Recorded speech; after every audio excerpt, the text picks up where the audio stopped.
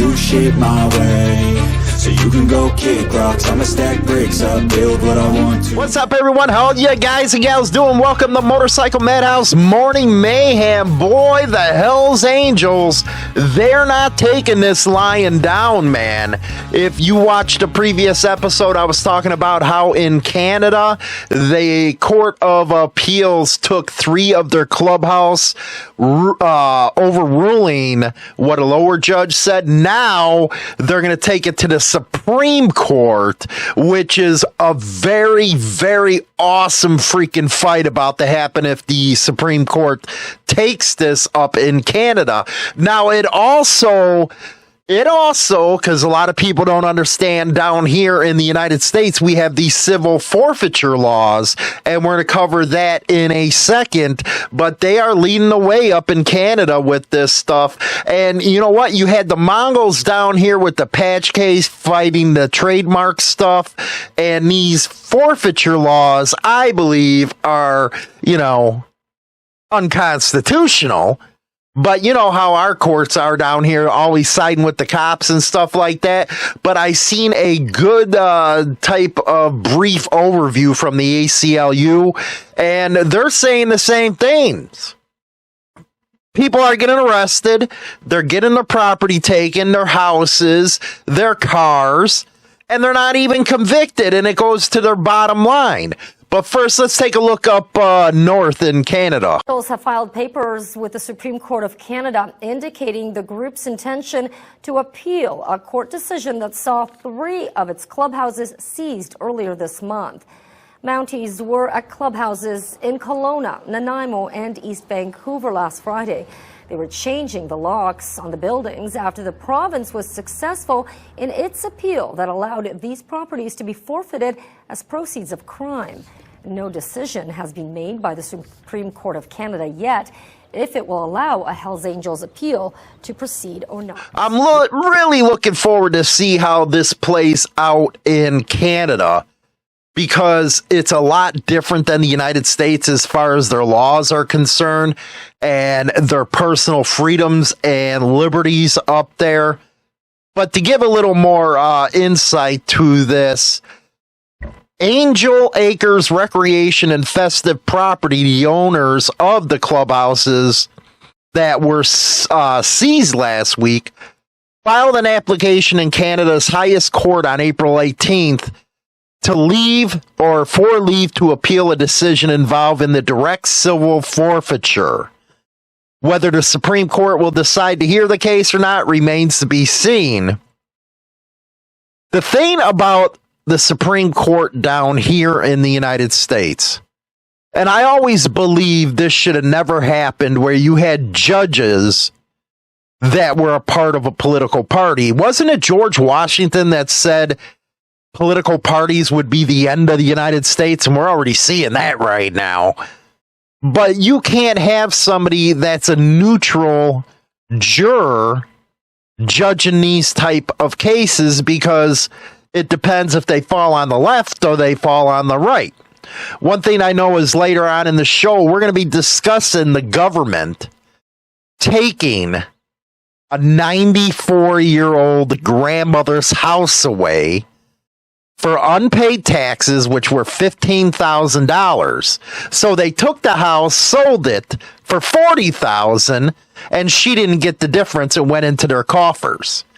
It is a legit type of loan sharking, and it's egregious if you ask me. I'm going to leave that for the second part of the show.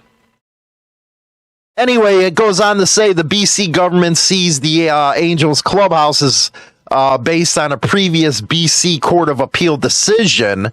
And I don't understand how they actually took the clubhouses knowing that there could be appeals made in it.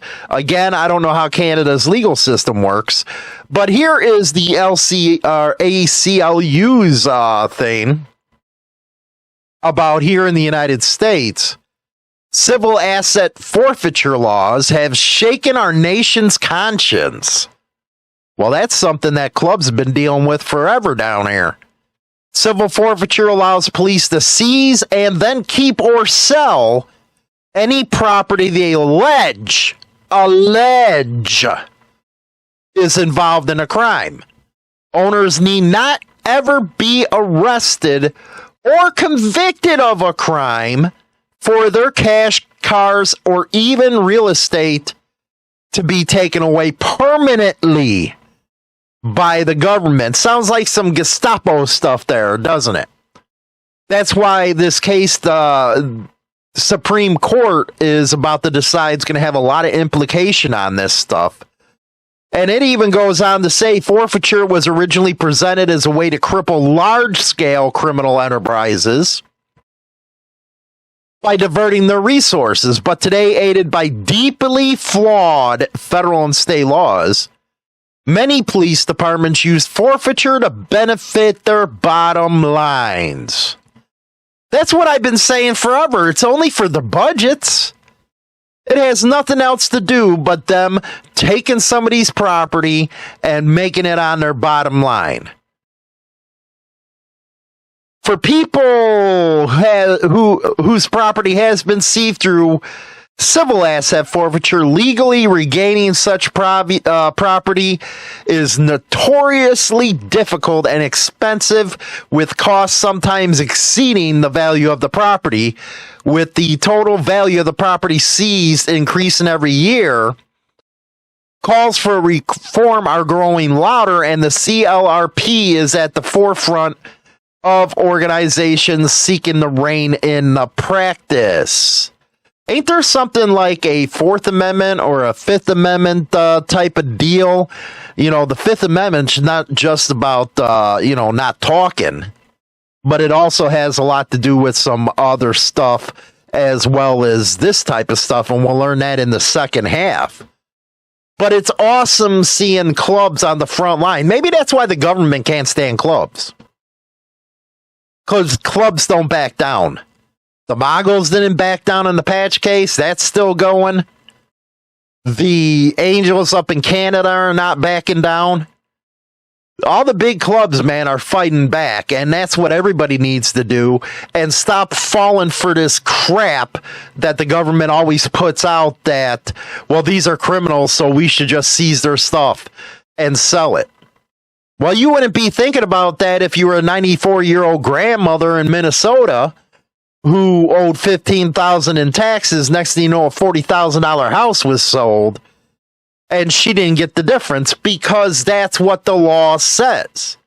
So that's why this case might have big implications on this type of business that the government is doing. The government is not supposed to be a business. It's supposed to be there to protect its people. That's it. But it's gotten so out of control, so out of hand with all these different tough on crime policies that civil liberties now are being taken away. And I'm sure this happens in other countries as well. So let me know what you guys and gals think about this. Some very interesting stuff, if you would. We're going to go to the second half of the show right now, and we're going to be live streaming also, not only on our other YouTube channel, but Rumble as well. We'll be right back. Join the Insane Throttle Members Only Club on YouTube or Spotify and receive exclusive content Monday through Friday at 9:20 a.m. Central Standard Time. Your membership in the Throttle Club helps keep the show going strong. Tune in Mondays live at 7 p.m. Central Standard Time on YouTube for the Madhouse Monday Night Raw with Hollywood and Marco. Grab a beer or some wacky tobacco and sit back and bust a gut. Do you claim that you can party? Do you think you can keep the pace all night? Join Hollywood and Marco from Marco's Motorcycle Nation as they live stream the Midwest Chopper Fest July 22nd. Gates open at noon. Chopper, bobber, exotic, custom, and vintage classes. Midwest Chopper will also be adding a Best in Show category, the Ronster Trophy. Of course, there will be live music, food, and booze available, plus other shenanigans. Get what I mean? Bring your choppers and come party and hang out with Hollywood from Insane Throttle and Marco from Marco's Motorcycle Nation at the Midwest Chopper Fest and 304 Bickman Road, Fort Atkinson, Wisconsin.